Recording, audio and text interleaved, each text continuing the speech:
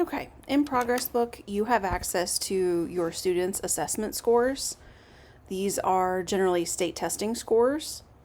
So this particular student has grades 3 through 6 showing. So you can take a look. Remember that not all tests are administered in every year. So, for example, you'll see science in 5th grade, but you won't see it in 6th grade. That doesn't mean something is wrong. That is the only place you'll see that for your students is in grade 5.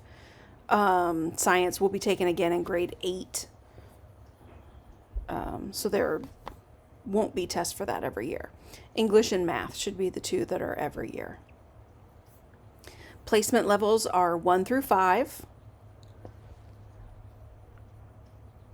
A 1 is a basic, a 2 is limited, 3 is proficient, that's where we expect students to be, and then 4 is accelerated and 5 is advanced.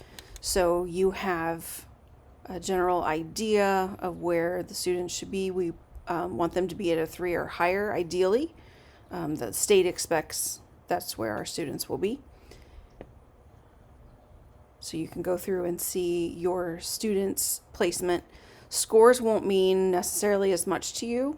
You would need to know what the cutoff scores were and all that for each year. It changes every year. It's not the same.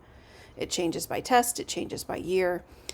So don't worry about the score too much. You can focus more on the placement level. You'll have a button over here that says Show Older Scores. And I have cut off part of the screen to make sure information stays private. But if you click the Show Older Scores, yours generally won't have anything else to show up because your students are young enough that all of their testing shows up here. If you have any questions about the testing, you can reach out to your student's team or you can contact the guidance office at the middle school.